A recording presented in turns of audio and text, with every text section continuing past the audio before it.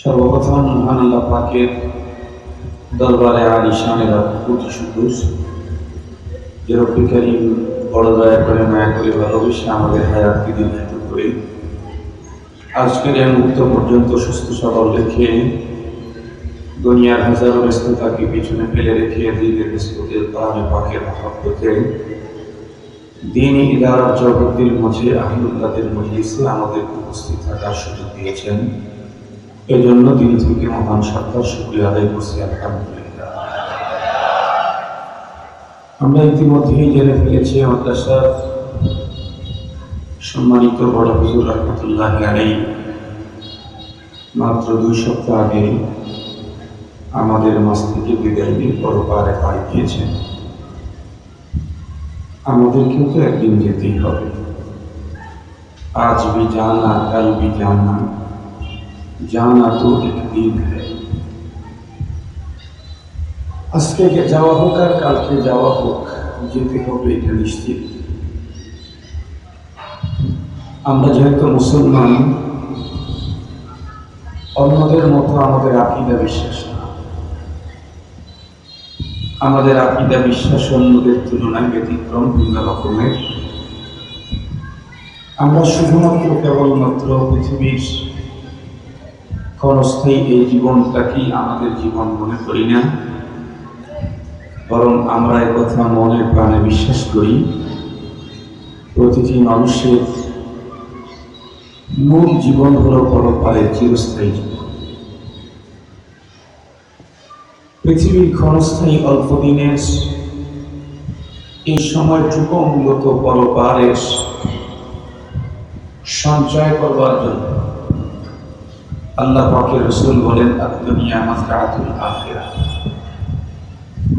এখানে এসেছি পরপারের সঞ্চয় করার জন্য। এজন্য প্রতিটি মুহূর্তই আমার মাথার মধ্যে এটা থাকে যে আমাকে সময় দেওয়া হয়েছে অল্প, কিন্তু সঞ্চয় করতে হবে অনেক অনেক অনেক বেশি। দুনিয়ার 60-70-80 বছরের এই জীবন চলার জন্য আমাদের চেষ্টা, মুজাহাদা, চিন্তা, ফিকির, গবেষণা, থিসিস, দৌড়ানিটা যে পরিমাণ হচ্ছে, পরপারের চিরস্থায়ী জীবনের জন্য কি পরিমাণে চিন্তা, ফিকির, থিসিস, গবেষণা এবং দৌড়ানো দরকার।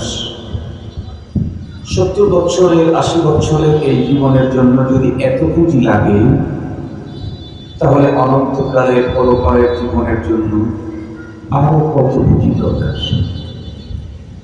সময় খুব কম, কিন্তু পুঁজি গোছাতে হবে অনেক বেশি। সফর এমন এক সফর, যে সফর থেকে পৃথিবীর কেউ রিটার্ন ব্যাক আসার কোনো সুযোগ পায় নাই, পাচ্ছে না, পাবেও। মুহতারাম হাজিরিন, সেই পরপারের জীবনে কোনো মানুষ যদি তার সুখ শান্তি মুক্তি নিশ্চিত করতে চায়, তাহলে তার জন্য একটা জিনিস অবশ্য প্রয়োজন, সেটি হলো আল্লাহর দ্বীন। এই পৃথিবীর যত সৃষ্টিকুলকে আল্লাহ পাক সৃষ্টি করেছেন, সমস্ত সৃষ্টিকুলের মধ্যে আল্লাহ পাক শ্রেষ্ঠত্বের ঘোষণা দিয়েছেন আদম আলাইহিস সালামের সন্তানদের ব্যাপারে। কোরআনে হাকিমে আল্লাহ তাআলা বলেন, ওয়ালাকাদ কাররামনা বানি আদম। আমি আদম সন্তানদেরকে মুকাররম করেছি। অথচ এই পৃথিবীতে রব্বুল আলামিনের অসংখ্য অগণিত সৃষ্টি আছে। কোন কোন সৃষ্টি এতটাই ক্ষুদ্রাতি ক্ষুদ্র যেগুলি আমরা স্বাভাবিক চোখে দেখতে পাই না, আর কোন সৃষ্টি এতটাই বড় যার বিশালতা পৃথিবীর কোন বিশ্বসেরা সায়েন্টিস্টের মস্তিষ্ক আন্দাজ করতে সক্ষম হয় না। পৃথিবীর এত বড় সৃষ্টিও আছে। এই অসংখ্য অগণিত ছোট এবং বড় সকল সৃষ্টির মধ্যে আল্লাহ পাক শ্রেষ্ঠত্বের ঘোষণা দিয়েছেন আদম আলাইহিস সালামের সন্তানদের ব্যাপারে। এক কথা মানুষের ব্যাপারে। তবে মনে রাখতে হবে কোরআনে হাকিমে সব মানুষকে আল্লাহ তাআলা শ্রেষ্ঠত্বের কথা বলেন। যে কোরআন শরীফে মানুষের শ্রেষ্ঠত্বের ঘোষণা এসেছে, ওই কোরআনে হাকিমে মানুষকে নিকৃষ্ট প্রাণী বলা হয়েছে। আল্লাহ পাক বলেন, উলাইকা কাল আনআম বাল হুম আদাল। ওরা চতুষ্পদ যন্ত্রের ন্যায়, না না তার চাইতে খারাপ। এই বক্তব্যটাও আদম সন্তান সম্পর্কে। এক জায়গায় আল্লাহ পাক বলেন সৃষ্টির শ্রেষ্ঠ আদম সন্তান, আবার আর এক জায়গায় বললেন চতুষ্পদ যন্ত্রের চাইতেও নিকৃষ্ট সেও আদম সন্তান। কোরআনে হাকিমের এক জায়গায় আল্লাহ পাক বলেন উলাইকা হুম খায়রুল বারিয়া। এই জগতের সবচেয়ে শ্রেষ্ঠ এটাও আদম সন্তান। আবার আর এক জায়গায় বলেন উলাইকা হুম শাররুল বারিয়া। একেবারে সবচেয়ে বেশি নিকৃষ্ট সেটাও এই আদম সন্তান। তাহলে আমাদের মনের মধ্যে প্রশ্ন জাগে, কিন্তু আল্লাহর এক সৃষ্টি সম্পর্কে খুব আল্লাহ পাকের বিপরীতমুখী দুই রকমের বক্তব্য। একবার বলেন সৃষ্টি শ্রেষ্ঠ, আবার বলেন নিকৃষ্ট, আবার বলেন সবচেয়ে দামি, আবার বলেন সবচেয়ে নিম্নমানের। তাহলে এই একই মানুষ দামি আর বেদামি হওয়ার মানদণ্ড কি? কোন পরিমাপ তন্ত্র এমন আছে যার ভিত্তিতে একজন মানুষ দামি হয় আর বেদামি হয়, শ্রেষ্ঠ হয় আর নিকৃষ্ট? এই প্রশ্ন যদি করা হয় সহজ সরল সকল মানুষের বুঝবার জন্য আসানির সাথে একটা জব, এই পৃথিবীর যে মানুষগুলির মধ্যে আল্লাহর দ্বীন আছে সেই মানুষটাই শ্রেষ্ঠ। যার ভিতরে দ্বীন নাই সেই মানুষটাই নিকৃষ্ট। দ্বীনই হলো শ্রেষ্ঠ আর নিকৃষ্ট হওয়ার মানদণ্ড। যে মানুষটার ভিতরে দ্বীন আছে, এই মানুষটা যদি পৃথিবীর সবচেয়ে হতদরিদ্র গরিব, স্টেটলেস হোমলেস, ঘর ছাড়া বাড়ি ছাড়া, জায়গা জমি নেই, সামাজিক কোনো অবস্থান নাই, টাকা পয়সা নাই, চেহারা সুরত নাই, সব দিক থেকে একেবারে নিম্নমানের, কালো কালো বিশ্রী বিশ্রী, বেটের বেটে, অশিক্ষিত অশিক্ষিত এবং একেবারে সম্পদহীন, কিন্তু তার ভিতরে যদি দ্বীন থাকে তাহলে এই লোকটা সৃষ্টি শ্রেষ্ঠ নূরের তৈরি ফেরেশতার চাইতেও দাম। আর একজন মানুষ চেহারাতে বিশ্বসেরা, পৃথিবীতে তার মতো উন্নত ফিটনেস করা মানুষ আজকের পৃথিবীতে নাই, ওয়ার্ল্ডের সেরা, স্কিন সবচেয়ে আকর্ষণীয়, শিক্ষাগত যোগ্যতা পৃথিবীর ভিতরে নাম্বার 1, সম্পদের দিক থেকে তামাম দুনিয়া সবচেয়ে সেরা ধনী, যোগ্যতার দিক থেকে সে অনেক বড়, আবিষ্কারকের দিক থেকে অতীতের সকল আবিষ্কারককে হার মানিয়ে দিয়েছে। এক কথায় ওয়ার্ল্ড সাবজেক্টে স্কয়ার, সারা দুনিয়ার মধ্যে সবচেয়ে বড় পপুলার, কিন্তু তার ভিতরে যদি দ্বীন না থাকে এই লোকটা নিকৃষ্টতর নিকৃষ্ট, ইতর প্রাণী কুকুর শুকুরের চাইতেও নিম্নমানের। এ বক্তব্য মোল্লার না, এ বক্তব্য আল্লাহ। আল্লাহ পাক বলেন উলাইকা কাল আনআম বাল হুম আদাল। ওরা চতুষ্পদ যন্ত্রের ন্যায়, না না তার চাইতেও খারাপ। কেন? চতুষ্পদ যন্ত্রকে পরপারে দহনের শাস্তি দিতে হবে না, আগুনের শাস্তি ভোগ করতে হবে না, কিন্তু যেই মানুষ পৃথিবীতে আসলো দিনহীন হয়ে চলল, দিনহীন হয়ে পৃথিবী থেকে বিদায় নিল, এই লোকটাকে পরপারের জীবনে আগুনের শাস্তি ভোগ করতে হবে। তাদের জন্য শাস্তি আযাবুল হারিক, আযাবুন নার, আযাবুন মুহিন, আযাবুন আযীম, আযাবুন আলীম। তাদের শাস্তি ভয়ঙ্কর এবং এটার সাংঘাতিক অবস্থানকে আল্লাহ তাআলা প্রকাশ করার জন্য নানা রকমের শব্দ কোরআনে হাকিমের ভিতরে আল্লাহ তাআলা ব্যবহার করেছেন। তাহলে এ পর্যন্ত আলোচনা দিয়ে বুঝলাম এই পৃথিবীর কোনো মানুষ সৃষ্টি শ্রেষ্ঠ হতে চাইলে একটা জিনিস লাগে, তার নাম কি? দ্বীন। দ্বীন যার ভিতরে আসে সেই শ্রেষ্ঠ, যার ভিতরে দিন নাই সেই নিকৃষ্ট। কোন দেশের, কোন ফ্যামিলি, কোন জগতে, কোন কোন ঘরনা, কোন ভাষা, কোন চেহারা, কোন চামড়া, কোন সংস্কৃতি, এগুলি দেখার কোন সুযোগ নেই। দিন আছে তো শ্রেষ্ঠ, দিন নাই যত বড় ফ্যামিলি হোক সে নিকৃষ্ট। চলন্ত প্রমাণ, বিশ্ব নবীজির যুগের দুইজন মানুষের কথা বলি। একজন হলেন বেলাল হাবশী রাদিয়াল্লাহু তাআলা, কালো মানুষ, কৃতদাস, এরপরে ঠোঁট মোটা, জবানে সুন্দর শব্দ উচ্চারণ করার যোগ্যতাও তার ছিল না। উনি আশহাদু বলতে পারতেন না, সিন বললে সিন হয়ে যেত। কিন্তু এই লোকটার মর্যাদা কত উঁচা, আমাদের পয়গম্বর সাল্লাল্লাহু আলাইহি ওয়াসাল্লামকে আল্লাহ পাক আরশে দাওয়াত দিয়ে নিয়ে গিয়েছিলেন। মনে আছে না আপনাদের? সেই সফরের নাম যেন কি মেরাজ। মেরাজের সফরে আমার পয়গম্বর আল্লাহ পাকের একেবারে কাছে গিয়ে কথোপকথন হচ্ছে রব্বুল আলামিনের সাথে আমার পয়গম্বরের। কত কাছাকাছি কোরআনে হাকিমে আল্লাহ তাআলা বলেন ফাকানা কাবা কাউসাইনি আও আদনা। কোন কোন বর্ণনায় এসেছে আল্লাহ পাক তার কুদরতের হাত পয়গম্বরের কাঁধের উপরে দিয়ে গর্ব করেছেন। বন্ধু বন্ধু কথা বলতে কাঁধের উপরে হাত রাখে না, একেবারে কঠিন মুহূর্ত, বন্ধু বন্ধুর একেবারে।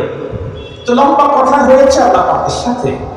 কথা বলতে বলতে রব্বুল আলামিন জানালেন, হাবিব আমার, আপনাকে আমি এখানে দাওয়াত দিয়ে নিয়ে আসছি, আপনি আসছেন।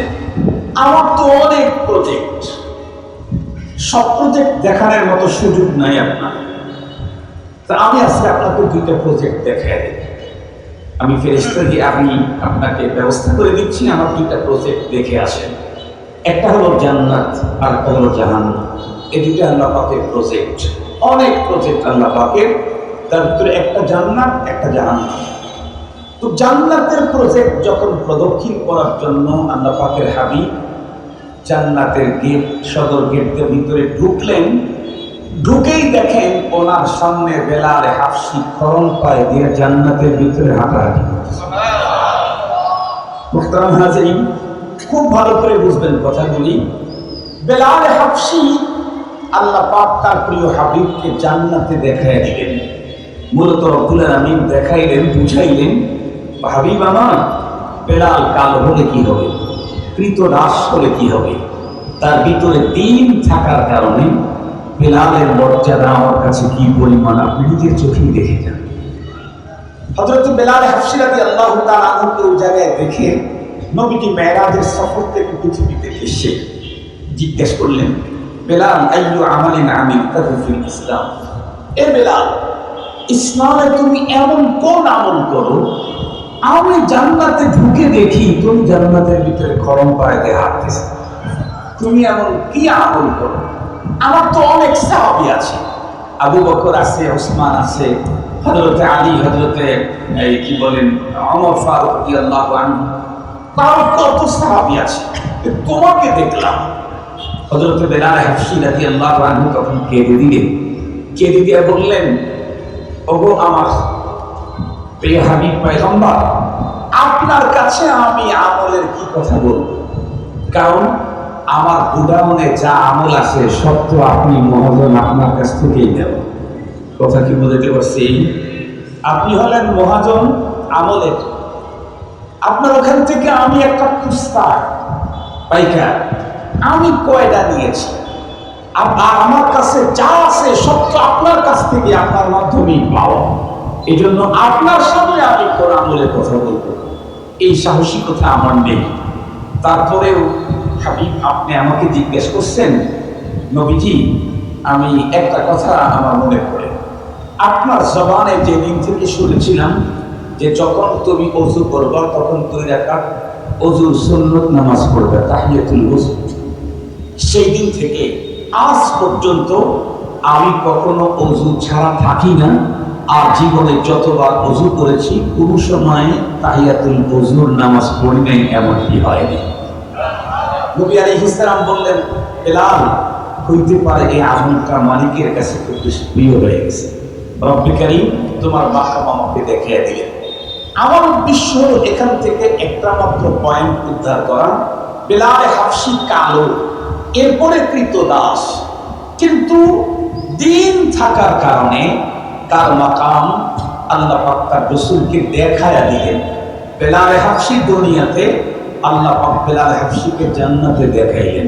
আরে ভাই, মানুষের তৈরি করা প্রযুক্তি, আমি এখানে বসে বাস করতেছি, লাইভ যদি চলে আমেরিকার হোয়াইট হাউসে দেখা যায় না? যায় না? কথা বলেন না কেন? আমি কি হোয়াইট হাউসে এখন? আমি তো এখানে। মানুষের প্রযুক্তির কারণে এক আব্দুল বাসেতকে এটা টাইমে যদি পৃথিবীর প্রত্যেকটা রাষ্ট্রেই দেখা যায় এখানেই বাস করতেছে, এটা যদি মানুষের প্রযুক্তি হয়, এই মানুষটাকে যিনি তৈরি করেছেন তার প্রযুক্তিতে বেলাল হাবশী দুনিয়াতে থাকলেও তার রাসূলকে জান্নাতে দেখায় দিতে পারেন না। মানুষের প্রযুক্তি যদি এত উন্নত হয়, মানুষটাকে যিনি তৈরি করেছেন তার প্রযুক্তি কত উন্নত হবে সেটি পরের কথা। মোহতারাম হাজিরিন, আরেকজন মানুষ, যেই মানুষটা পৃথিবীর সবচেয়ে সেরা বংশে জন্মগ্রহণ করেছে, আমাদের রাসূল করিম সাল্লাল্লাহু আলাইহি ওয়াসাল্লাম বলেন, তাম পৃথিবীর মধ্যে আল্লাহ পাক বনু ইসমাঈল আলাইহিস সালাম, ইব্রাহিম আলাইহিস সালামকে আল্লাহ তাআলা চয়েস করেছেন। সেখান থেকে ইসমাঈলকে আল্লাহ তাআলা চয়েস করেছেন। সেখান থেকে বনু হাশিমকে আল্লাহ তাআলা চয়েস করেছেন। সেখান থেকে বন আব্দুল মুত্তালিবকে আল্লাহ তাআলা চয়েস করেছেন। তার মানে আমাদের নবীজি হাশিমি মুত্তালিবি, আমাদের নবী আলাইহিস সালাম পৃথিবীর সবচেয়ে উন্নত বংশ, তাম দুনিয়া, সেই বংশে জন্মগ্রহণ করলো একজন মানুষ, চেহারা তার ফুটফুটে জ্যোৎস্নার মতো, নাম তার আবু লাহাব। নাম তার আবু লাহাব। আবু লাহাবকে বিশ্বনবীজির 9 চাচার একজন, বিশ্বনবীজির 9 চাচার একজন। বিশ্বনবীজির বাপ চাচা ছিলেন 10 জন। সে এক মজার কাহিনী আছে, ওটি বলার সময় নেই। বিশ্বনবীজির বাপ চাচা ছিলেন 10 জন। বিশ্বনবীজির আব্বাজান ছিলেন সবার ছোট। পড়েন তো দেখি, এমনি তো চাচা যারা হয়, আল আম্মু সিনতু আবি কিতাবে আছে, চাচা যে সেবা উনি বাবারই একটা হিসেব। এজন্য বাবা ইন্তেকালের পরে চাচার সাথে বাবা সুলভ আচরণ করতে হয়। বাবার প্রয়োজনে যেমন টাকা পয়সা ব্যয় করেছি, বাবার হক আদায় করতে চাইলে যদি সন্তানের এই সুযোগ থাকে, তাহলে বাবার অবর্তমানে চাচার পিছনে ওই টাকা ব্যয় করলে বাবার হক আদায় হয়। এটা ইসলাম, এটা শরীয়ত, এটা ইসলামের আইন, এটা শরীয়তের বিধান। সেদিকে যেতে চাই না, চাচা হইলেই তো হলো। সেখানে বাবার বয়সে ছোট যারা, সেই চাচার তুলনায় বড় যারা, তাদের মর্যাদা কম না আরো বেশি? আরো বেশি। চাচা মানেই তো আমার মর্যাদার পাত্র। এর মধ্যে আমার বাবার বড় যে, সে তো আমার বাবার কাছেও মর্যাদার পাত্র। ঠিক বললাম না? ঠিক বললাম? আমার বাবার কাছেও শ্রদ্ধার পাত্র। আমার বাবার বয়সের বড় ভাই যেগুলি আছে, তো আমার কাছে আমার ছোট চাচারই যদি এত শ্রদ্ধা হয়, বাবার যদি এত শ্রদ্ধা হয়, বাবার শ্রদ্ধার পাত্রে শ্রদ্ধা তো আমার অন্তরে আরো বেশি থাকতে হবে। আবু লাহাব কিন্তু এমনই এক কন্ডিশনের মানুষ, কিন্তু বলুন সবচেয়ে উন্নত বংশের একজন, এমন এক বংশে আবু লাহাবের জন্ম, যেই বংশের একজনকে আল্লাহ পাক কোরআন তাকে উপরে নাজিল করার জন্য চয়েস করেছেন, যাকে উম্মতের নবী, নবীদের নবী বানিয়েছেন। এমন একটা বংশে জন্মগ্রহণ করলো আবু লাহাব, যে বংশের একজনকে ইমাম, নবীদের ইমাম বানিয়েছেন।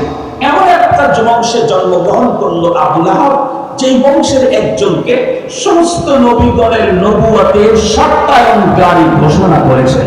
তাও এই জগতেরা, রূহের জগতে, আত্মার জগতে সমস্ত নবী রাসূলদেরকে একটা গ্যালারিতে একত্রিত করে সেই জায়গায় বলেছেন, মুসাদ্দিকুল লিমা মাআকুম, শেষে যিনি নবী আসবেন তোমাদের নবুয়তকে উনি সত্যায়ন করবেন।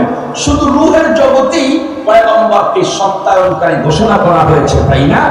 ময়দানে মাহশরে, আলমে আখিরাতে, পরপারের জগতে নবীদেরকে সত্যায়ন করবেন আমার পয়গম্বর। কোরআন শরীফের কথা, হাদিসের কথা বলছি না। এত বড় বংশে জন্মগ্রহণ করলো আবু লাহাব, চেহারা অনেক উন্নত, জন্ম নিয়েছে পৃথিবীর সবচেয়ে উন্নত জমি মক্কাতুল মুকাররমায়। জন্ম নিয়েছে মক্কার লিডার নেতার ঘরে, আব্দুল মুত্তালিবের ঘরে। আব্দুল মুত্তালিবের বংশের সন্তান। বলুন তো দেখি, এত উন্নত কিছু হওয়ার পরেও আবু লাহাবের অবস্থা ভালো না খারাপ? কি পরিমাণে খারাপ! এক আবু লাহাবের অবস্থা খারাপের কথা বর্ণনা করতে গিয়ে আল্লাহ পাক সূরাই একটা নাযিল করেছেন, সূরার নামও লাহাব। কথা বলেন না কেন? সূরায়ে লাহাব, তাব্বাত ইয়াদা আবি লাহাব। এত সুন্দর, এত উন্নত বংশে, এত বড় ফ্যামিলি, কিন্তু কোনোই লাভ হয় নাই। কেন? কারণ এই পৃথিবীর কোন মানুষের মর্যাদা ফ্যামিলির কারণে হয় না, দেশের কারণে হয় না, ভাষার কারণে হয় না, সভ্যতা সংস্কৃতির কারণে হয় না, চামড়ার কারণে হয় না, শিক্ষা দীক্ষার কারণে হয় না। এই পৃথিবীর প্রতিটি মানুষের মর্যাদার মূলে হলো আল্লাহর দ্বীন। যার ভিতরে দ্বীন আছে, সে যদি নাইজেরিয়ার কারো মানুষ হয়, সে নূরের তৈরি ফেরেশতার চাইতে শ্রেষ্ঠ। যার ভিতরে দ্বীন নাই, সে যদি মক্কাতুল মুকাররমা হাশিমি বংশের হয়, তারপরেও তার কোনো মর্যাদাই নাই, তার অবস্থা ভয়ঙ্কর খারাপ। চরন্ত প্রমাণ আবু লাহাব। কথা কি বুঝাতে পারছি আপনাদেরকে? তাহলে একটা বিষয় তো ক্লিয়ার, একটা বিষয় তো ক্লিয়ার। আমি যদি এই পৃথিবীতে আল্লাহর কাছে নামি দামি হতে চাই, তাহলে দ্বীন ছাড়া বিকল্প কোনো পথ নাই। তাহলে আমি পৃথিবীর শ্রেষ্ঠ হওয়া শুধু আমার জন্য দরকার না, আমার ফ্যামিলিরও দরকার। আমার পরবর্তী প্রজন্মকেও পরপারে আল্লাহ আযাব গজব থেকে মুক্ত করতে চাইলে, পরপারের চিরস্থায়ী জীবনে অনন্তকালের সুখ সমৃদ্ধির মালিকানা পেতে চাইলে দ্বীনের কোনো বিকল্প নেই। কোরআনে হাকিম আল্লাহ তাআলা বলেন, ইন্নাদ দীন ইনদাল্লাহিল ইসলাম। রব্বুল আলামিন বলেন, দ্বীন তো আমার কাছে একটা। আজকে পৃথিবীতে ধর্মের অভাব নাই, হাজার হাজার ধর্ম আছে এই পৃথিবীতে, হাজার ধর্ম আছে, কিন্তু রব্বুল আলামিন বলেন আমার কাছে ধর্ম হলো একটা, সেটা হলো ইসলাম। আল্লাহ পাক আরো বলেন, আল-ইয়াওমা আকমালতু লাকুম দীনাকুম ওয়া আতমামতু আলাইকুম নি'মাতি ওয়া রাদিতু লাকুমুল ইসলাম দীনা। আল্লাহ পাক বলেন, আজকের এই দিনে বিশ্বনবীজির বিদায়ী হজে আরাফার মাঠে এই আয়াত নাযিল হয়েছে, জুমা বা আসরের নামাজের পরে। আল্লাহ পাক বলেন, আল-ইয়াওম, আজকের এই দিনে আকমালতু লাকুম দীনাকুম, তোমাদের জন্য তোমাদের দ্বীনটাকে পুরো পরিপূর্ণতা দিয়ে দিলাম। ওয়া আতমামতু আলাইকুম নি'মাতি, তোমাদের প্রতি আমার নিয়ামতকে পূর্ণতা দিলাম। ওয়া রাদিতু লাকুমুল ইসলাম দীনা, দ্বীন হিসাবে মনোনয়ন ইসলামকে দিলাম। চূড়ান্ত ঘোষণা আজকে। এই ইসলাম ছাড়া অন্য কোন দিন যদি কেউ অন্বেষণ করে, কোরআনে হাকিম আল্লাহ পাক সেটা ওয়াজাহাত করেছেন, ওয়া মান ইয়াবতাগি গায়রাল ইসলামি দীনা ফালান ইউকবালা মিন। ইসলাম ছাড়া আর কোন দিন ধর্ম যদি কেউ অন্বেষণ করে, রব বলেন লা ইউকবালা, কোশ্চিন কারেও তা গ্রহণ করা হবে না। এ পর্যন্ত আলোচনায় একটা কথা আপনাদেরকে বুঝাইতে চেষ্টা করলাম, কতটুকু বুঝাইতে পেরেছি আল্লাহ ভালো জানেন। সেটি হলো, আমি যেই হই, আমার শ্রেষ্ঠত্ব অর্জনের দ্বীনের বিকল্প কোনো পথ নেই। শ্রেষ্ঠত্ব অর্জনের একটাই পথ, সেটা হলো দ্বীন। দ্বীন যার ভিতরে যত পূর্ণতা পাবে, শ্রেষ্ঠত্ব তার ভিতরে তত পূর্ণতা পাবে।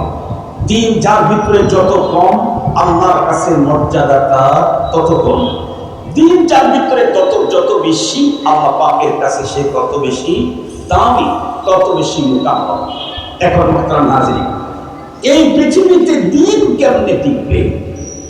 ভালো করে বুঝবেন কথাগুলি। আল্লাহর এই জমিনে দ্বীন টিকাইতে চাইলে মাদারিসে দীনিয়ার মাধ্যমে দ্বীন টিকবে। মাদারিসে দীনিয়ার মাধ্যমে দ্বীন টিকবে। মাদারিসে দীনিয়া যদি আল্লাহ না করুক কখনো বন্ধ হয়, তাহলে দ্বীনের নাম থাকবে কিন্তু দ্বীনের কাম খুঁজে পাওয়া